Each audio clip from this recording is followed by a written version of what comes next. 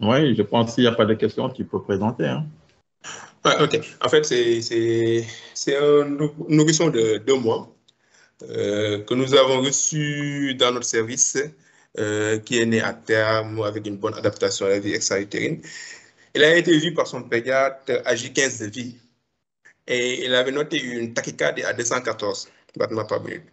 Devant ça, bon, son pédiatre lui avait prescrit de faire une ETT, une échographie transthoracique. Malheureusement, le malade est venu à 2 mois de vie. Bon, il a tardé un peu à venir faire son échographie cardiaque, mais le pédiatre n'avait pas demandé de CG. Bon, je pense qu'il fallait demander un ECG devant ça. Quand il est venu, bon, en salle, il est venu pour son écho. Quand on l'a vu en salle d'écho, c'est un enfant qui était en détresse respiratoire, sans hypoxie. Il avait une tachycardie auscultatoire à 197.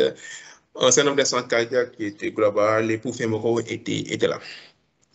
Alors, on lui a fait son ETT. En cours d'ETT, on a vu que, bon, il y avait une dysfonction au niveau cardiaque avec une cardiomyopathie dilatée qui était là sur cette coupe grand axe longitudinale d'une ETT du malade avec une dilatation des cavités, surtout les cavités gauches qui étaient dilatées, hypocontractilité cardiaque, et avec la fraction de détection qui était à peu près à 30% et la fraction raccourcissement de 13%.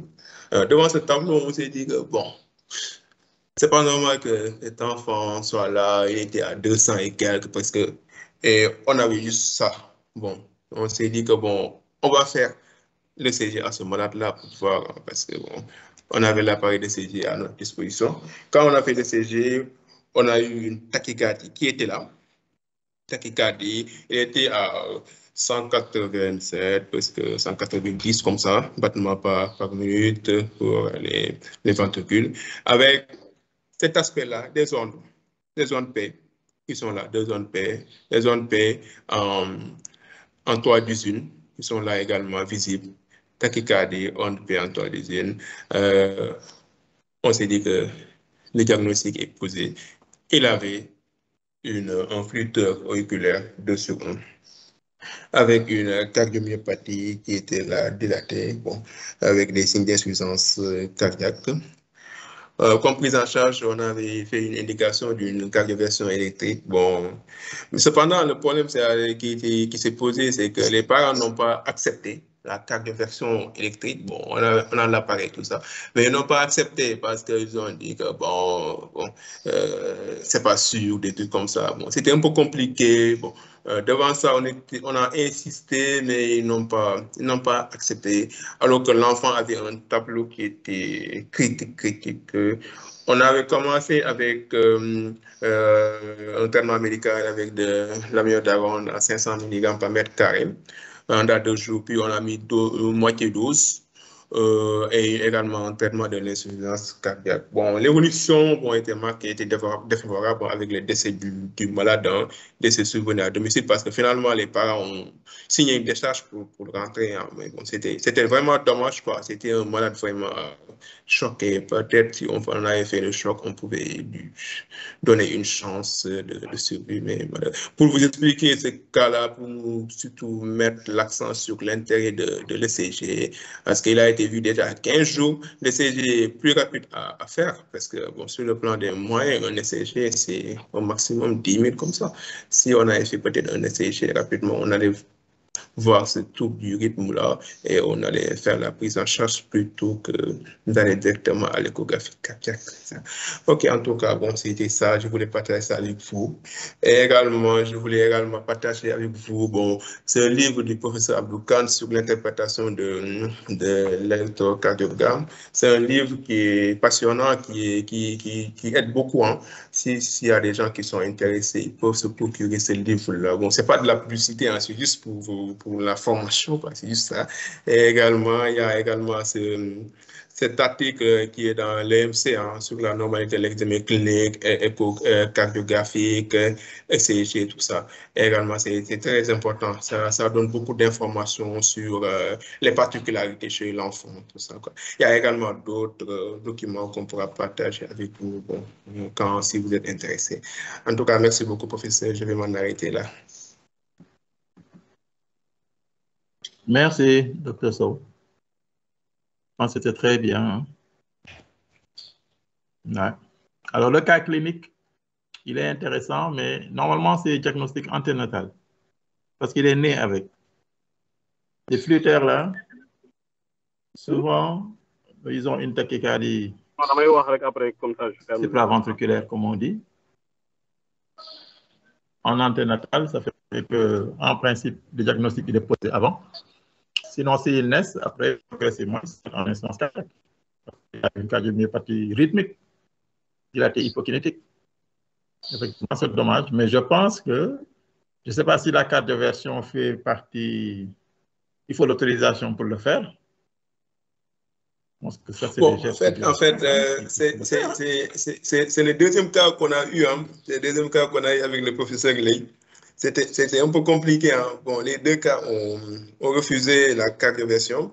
Le premier cas, il est toujours vivant parce que lui, il n'avait pas de retentissement cardiaque, son échocardiaque était normal.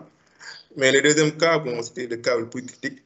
Oui. On a insisté. S'il a un flûteur bien supporté, ouais. il bat à moins de 200, etc. Là, il peut le supporter s'il n'a pas une cardiomyopathie importante, quoi. Ouais, c'est ça. Là, tu peux faire le traitement médical. Mais s'il a une insuffisance cardiaque, etc., il faut le réduire, Ouais. Je pense que... Enfin. Oui, professeur Bass. Allô, bonsoir, prof. Oui. Oui, je remercie Soulaïla pour la clarté de sa présentation. Il a fait ça de façon vraiment très résumée et didactique, là. Ça permet au DS, je pense, de comprendre l'essentiel sur l'ECG pédiatrique. Mais je pense que pour le dernier cas, avant que je n'oublie, là, qui a présenté, le fait, bon, nous, de plus en plus, on refuse les décharges à l'hôpital. Parce qu'après, il y a un conseil juridique qui nous a parlé de ça. Et lorsqu'on a eu la discussion avec lui, ben, il nous a dit que si ce sont des parents qui après se retrouvent au tribunal et qui vous disent que nous, on n'avait pas compris la gravité de la chose, bon, le médecin, il va y rester. C'est ça. Donc, ce qui fait que, voilà, dans des situations comme ça, comme prof l'a dit, il ne faut pas accepter que les parents signent la décharge. Là, s'il s'agit d'un traitement vraiment salvateur, là, pour lequel c'est vraiment utile à faire, il faut, voilà, faut pas accepter une décharge. En tout cas, nous, de plus en plus, on n'accepte plus les décharges. Ce qu'on fait, c'est qu'on met à contribution le procureur. Et puis, devant le résumé qu'on lui fait et tout ça, si le procureur décide que l'enfant reste, après nous, on continue nos soins. Non, si c'est lui-même qui dit, et c'est rare que lui dise que bon, si les parents disent qu'il va rentrer, qu'on les laisse partir, à chaque fois qu'on lui explique, voilà, on retient l'enfant à l'hôpital, quoi. Je pense que dans des cas comme ça, il faut convaincre le professeur Ley de les garder et puis voilà, de faire ce qu'on a à faire. Après, voilà, le reste, c'est la justice qui va s'en occuper, quoi. OK. Bon, maintenant, concernant la présentation, c'était très intéressant. Après, bon, juste ajouter 2 ou 3 petites choses là par rapport aux normes pédiatriques. Il y a ce qu'on appelle les normes d'Avignon, alors qui permettent un peu, pour tout ce qui est amplitude, tout ce qui est durée et tout ça, de pouvoir comparer ça par rapport à des normes qui sont établies. Bon, le seul souci, c'est que c'est des enfants américains qui fait que c'est le même problème qu'avec les ECG. Tous les ECG ont été paramétrés avec des normes européennes, américaines, qui fait que, alors très souvent, quand on fait les ECG sur l'interprétation qu'on a de la machine,